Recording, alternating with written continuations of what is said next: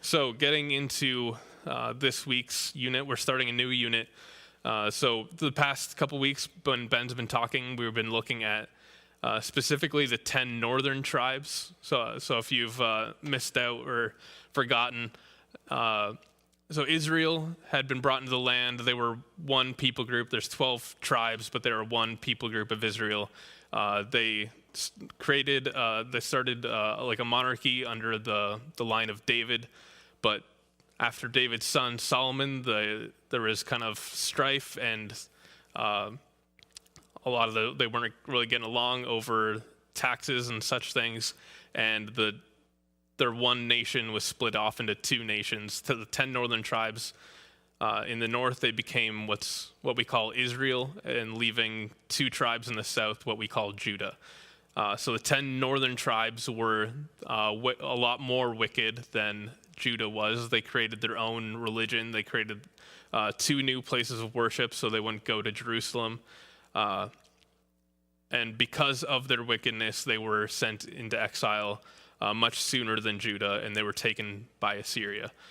So in this unit, this week and next week, we'll be looking at the last days of Judah. So while Judah was somewhat better than Israel, they still were overall not very good, and they were not keeping the covenant that God had made with them, and so they too were doomed to go into exile.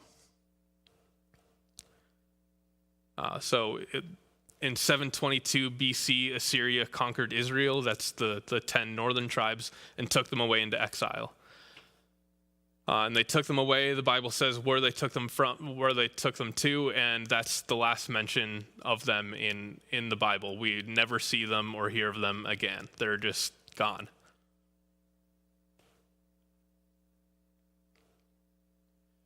So this monumental event in Israel's history would have been shocking for Judah to witness and served as a harsh warning to them. So you kind of think of it like, we're here in Canada, in Ontario, and let's just say that like Russia was kind of becoming this like massive expanding empire that was like trying to take over all these other countries, and they decided to come over the Arctic into Canada, and they just like took British Columbia, Alberta, Saskatchewan, and Manitoba, and they just took them all away, and like it was just like an empty wasteland, and it was just us in Ontario left. Like that would be a wake-up call for us to do something and to change before we were completely taken over by Russia.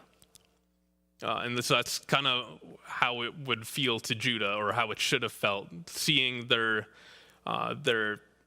brother tribes taken away into exile, into slavery. It should have been a wake-up call and served as a warning to them to change their ways.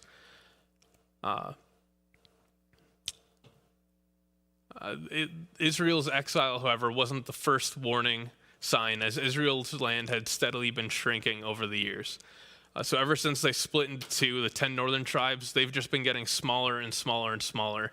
All the other nations around them have just been chipping away at their land. And this should have been a warning sign, because God had promised that if they would keep their covenant, that they'd be given their land and they'd be able to stay in their land. So a growing land, or land like expanding borders, was seen as a blessing.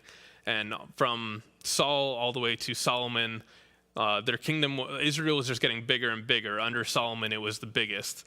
And then after Solomon, they were just getting smaller and smaller, showing that God was kind of bringing them covenant sanctions, covenant punishment.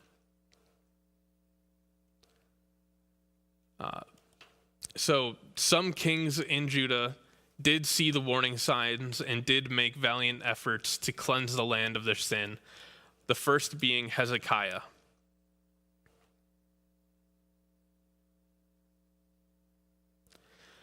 So Hezekiah is the best king of Judah since David.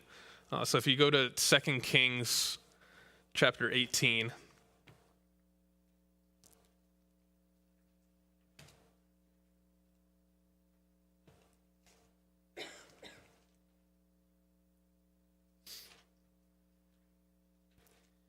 Verses 1-3, it says, "In the 3rd year of Hoshea, son of Elah, king of Israel, Hezekiah, the son of Ahaz, king of Judah, began to reign.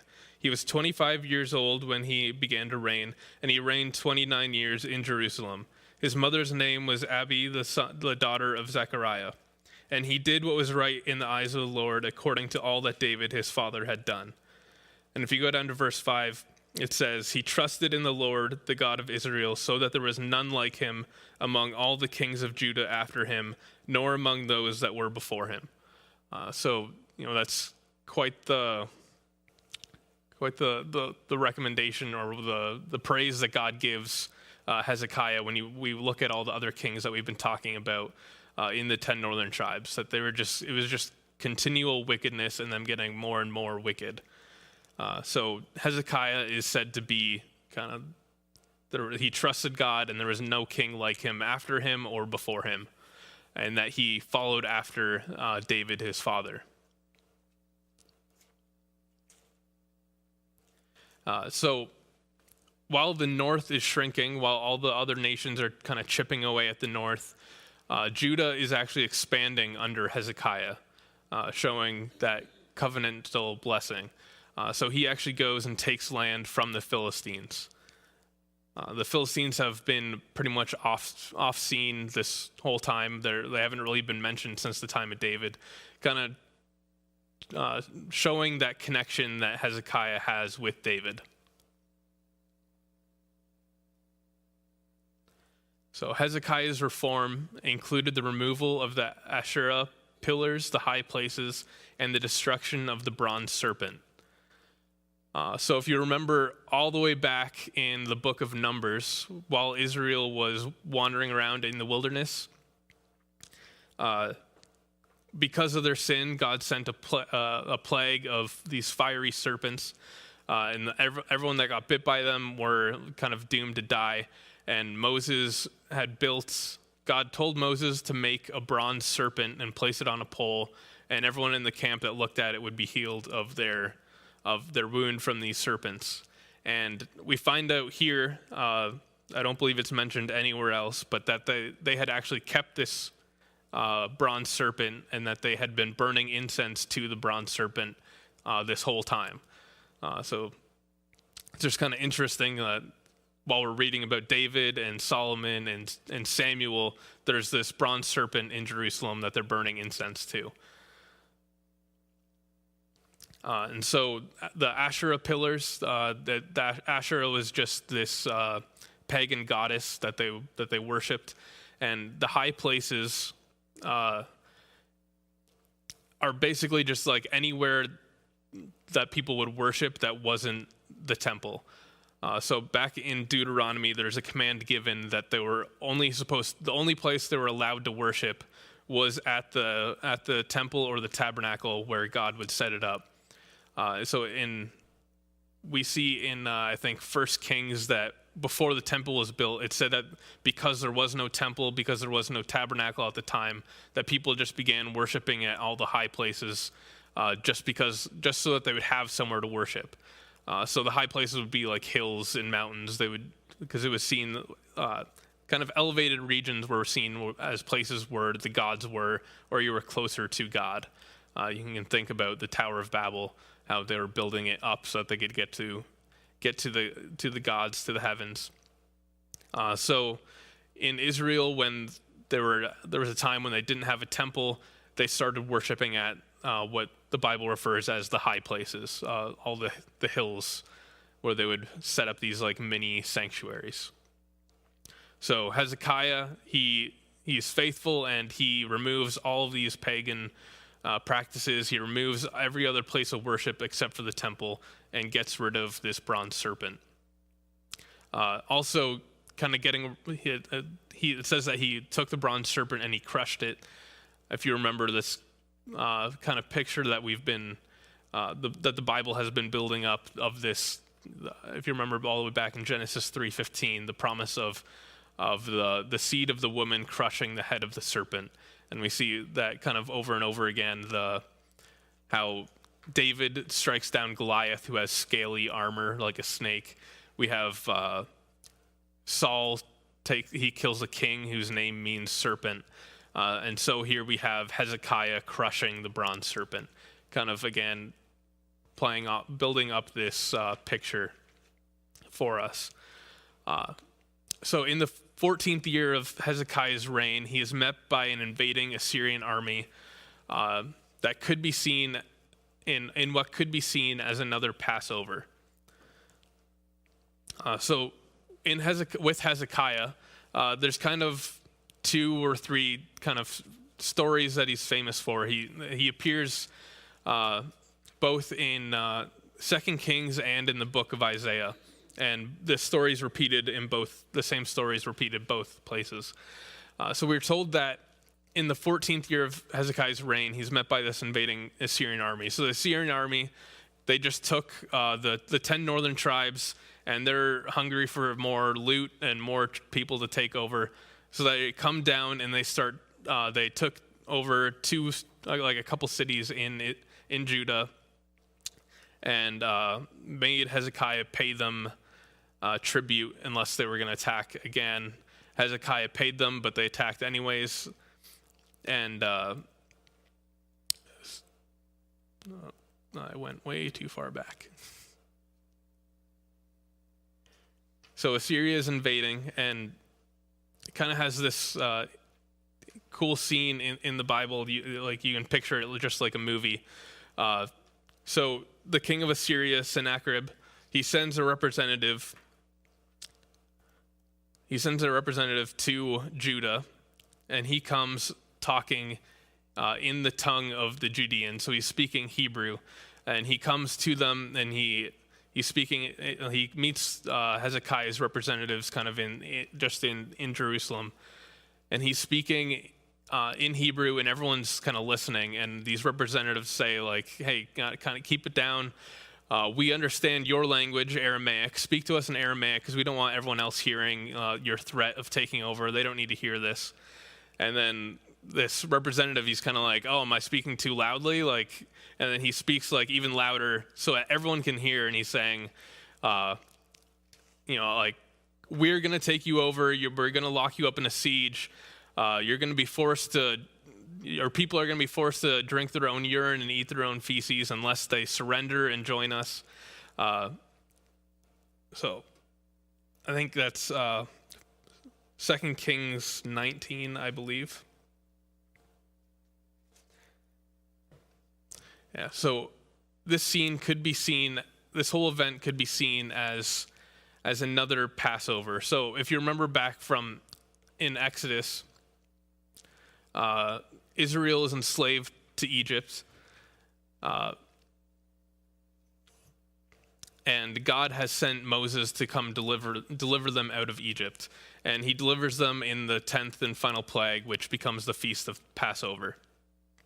So Passover happens on the 14th day of the first month, and this invading Assyrian army happens in the 14th year of Hezekiah's reign. So back at the original Passover, Israel was enslaved to Egypt, but now Judah is threatened to be kind of locked up in their city in a siege. Moses is sent as God's spokesman, and here we have Rabshakeh sent as Sennacherib's spokesman. In Exodus, Moses challenges all the gods of Egypt. We see that this is kind of like a challenge of the gods. It's Yahweh versus all the gods of Egypt. And Rabshakeh, when he's speaking to the people of Judah, the threatening Assyrian army, he boasts about how they've conquered all the other nations' gods before, and that Judah's God won't be able to stand up against them, and they'll be next. And Moses was sent to lead Israel to a land flowing of milk and honey. And in Rabshakeh's speech to the people of Judah, he promises that if they would surrender, that his king Sennacherib would lead them to a land of grain, wine, bread, vineyards, and honey. He says that he would send them to a land where everyone would have their own cistern to drink from, their own fig tree to eat from. He's setting it up like this Assyrian exile is going to be paradise. Like if you just surrender and come with me, you're going to be living the dream. And so back with the first Passover, Israel is delivered from their slavery by the angel of death, killing all the Egyptian firstborn during the night. So if you remember, they had to take in a lamb, they had to eat it, and with the blood, they put it on the doorposts. And then during that night, the angel of death came in and killed the firstborn of any house that didn't have the blood on the doorpost. And here we have, in 2 Kings, Judah is delivered by the angel of the Lord, killing 185,000 Assyrians in the night. So this threatening army, they're camped outside, and as during the night, this angel comes down and just kills everyone in the camp, and then the people go out and are able to loot this Assyrian army. So it's almost kind of like you have that theme of like the Exodus narrative of being enslaved, facing troubles, and then coming out wealthier on the other end. So this account fulfills a prophecy by Isaiah in Isaiah 9, 1-5, if you want to turn there.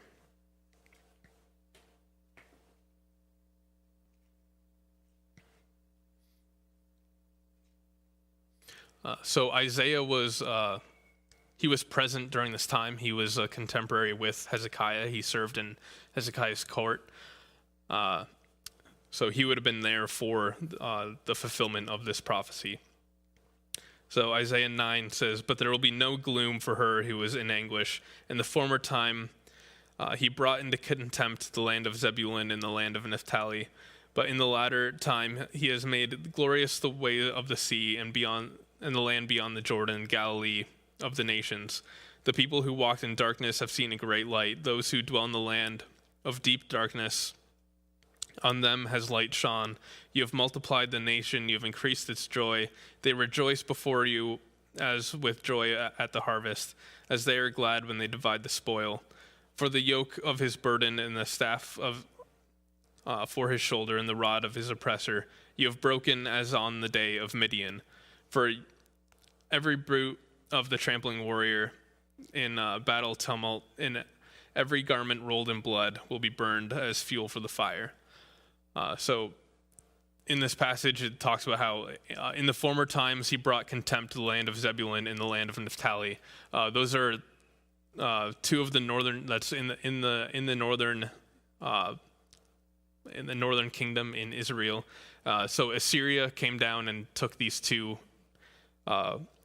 northern tribes. So that's what he's talking about when in the former times he brought contempt. So it's talking about the Assyrian army that invaded the northern tribes. But it's saying how that they won't see the same darkness. They'll be delivered. And it says, as on the day of Midian. So that's kind of recalling back to Gideon with his deliverance of Israel during the time of the judges. It's a very similar event.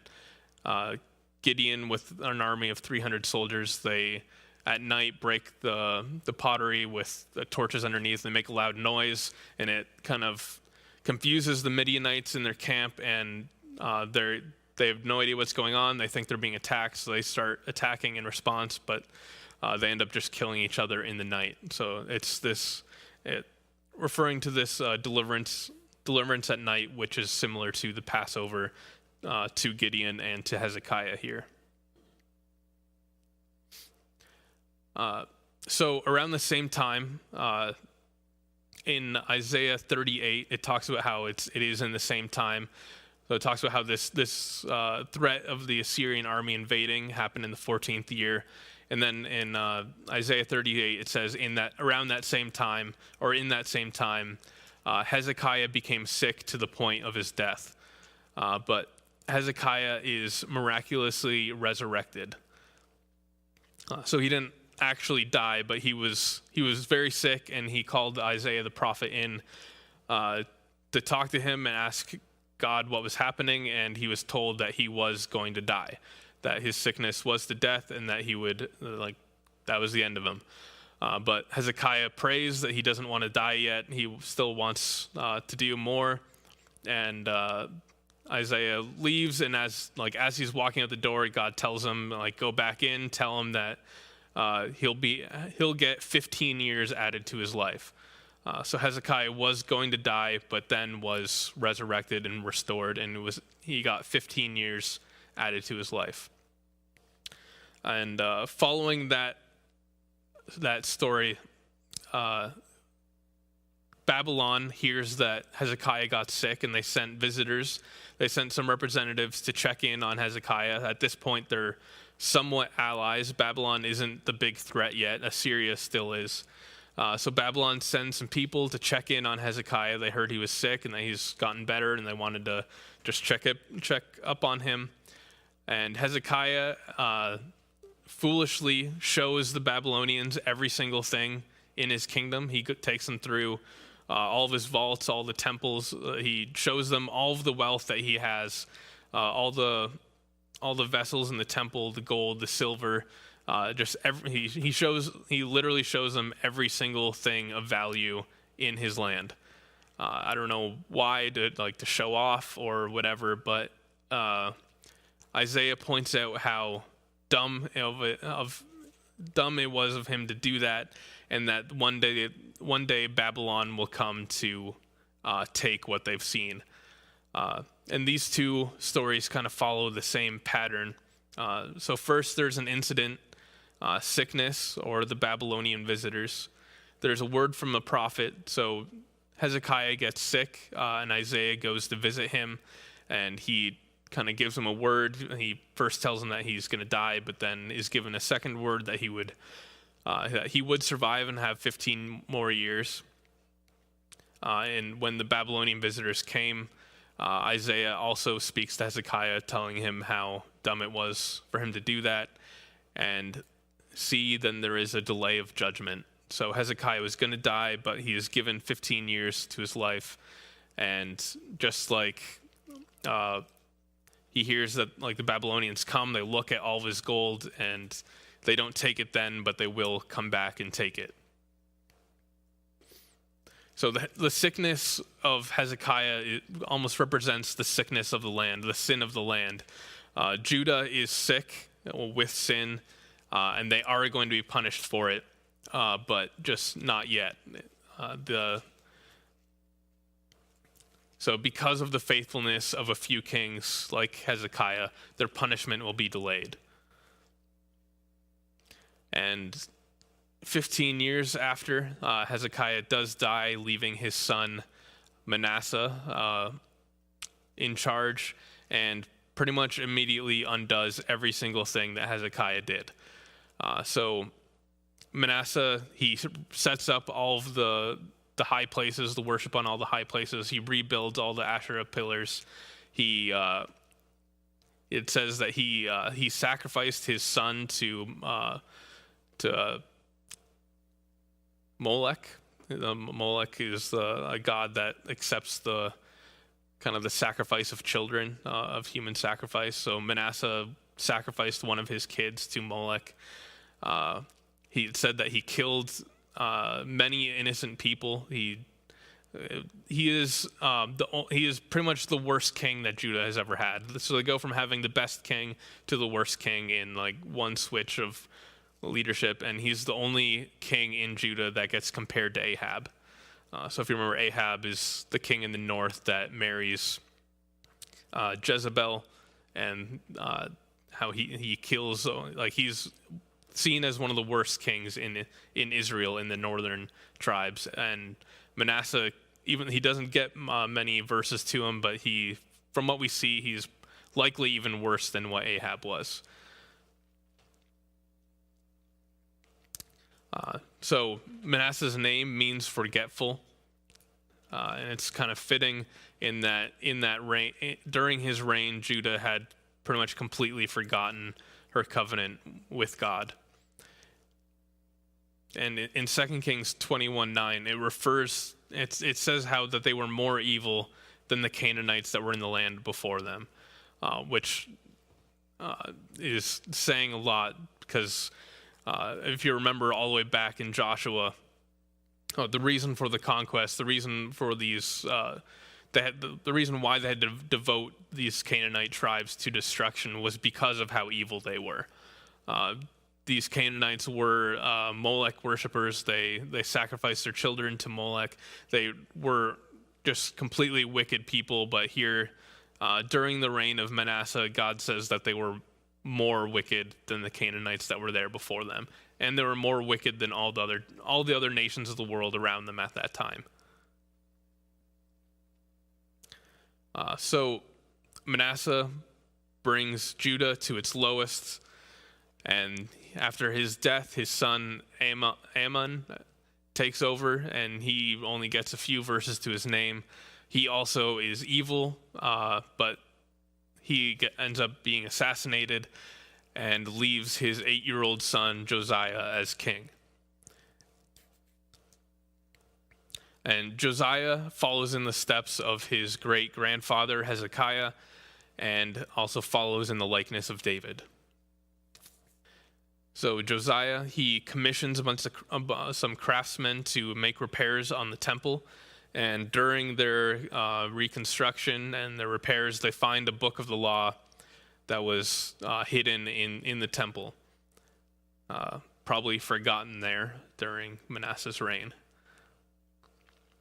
And so upon reading the law, Josiah is devastated, seeing God's standard. He sees the covenant that they were supposed to keep with God. He sees God's holy law, the standard that they were supposed to have, and he sees how they are not following that at all. So Josiah, he takes it upon himself to reform all of Israel.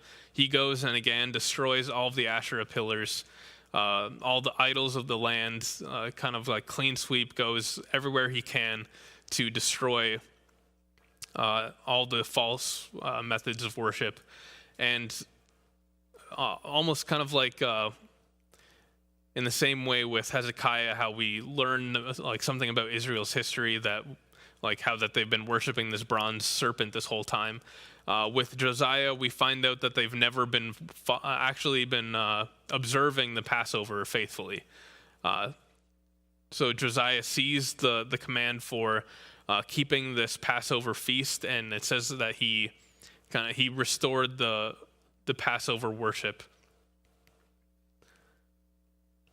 And it says how no one had followed the Passover in the time of Samuel, the judges, and through all the kings.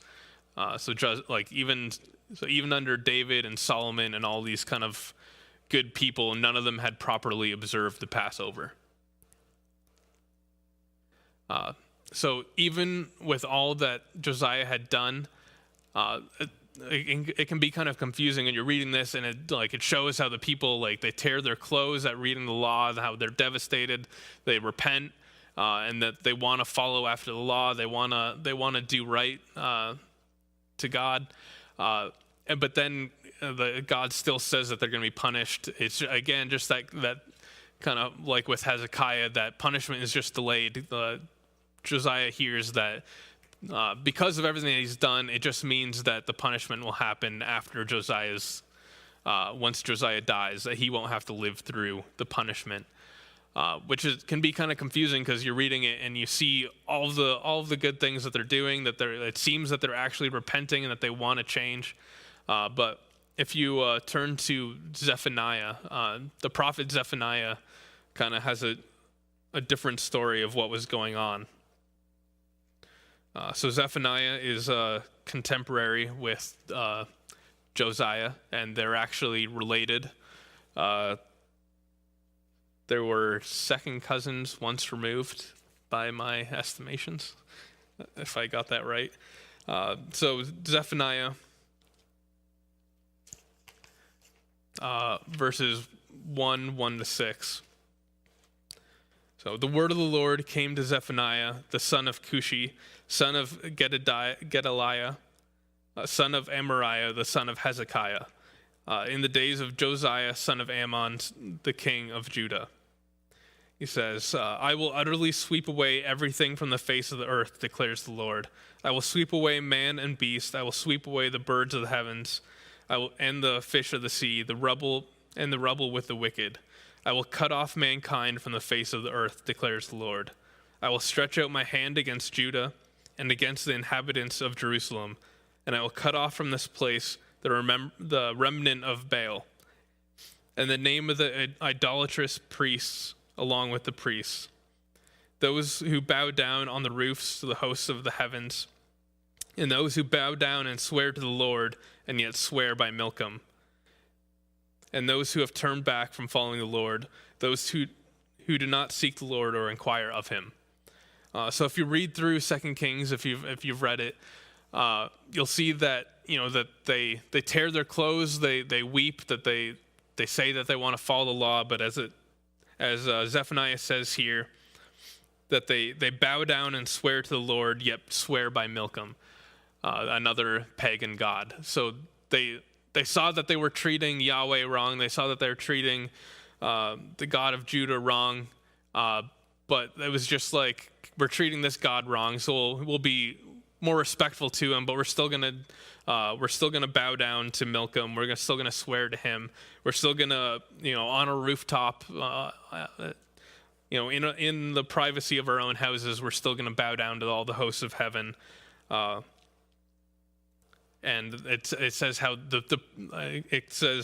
it calls them idolatrous priests. So a lot of the priests were still worshiping other gods. So while 2 Kings kind of paints a picture that they were all like really repentant, they were still hypocrites in that way. And like Hezekiah, Josiah's valiant effort at reforming the land only delayed its destruction until after his death. So he's told that the destruction would not happen until he's dead. And Josiah's death comes to a sudden end after he foolishly attacks the Egyptian army traveling through Judah. So at this point, Assyria is still the big threat of the land. And Egypt was kind of assembled an army together to go and attack Assyria. And to get to Assyria from Egypt, you have to go through the land of Judah.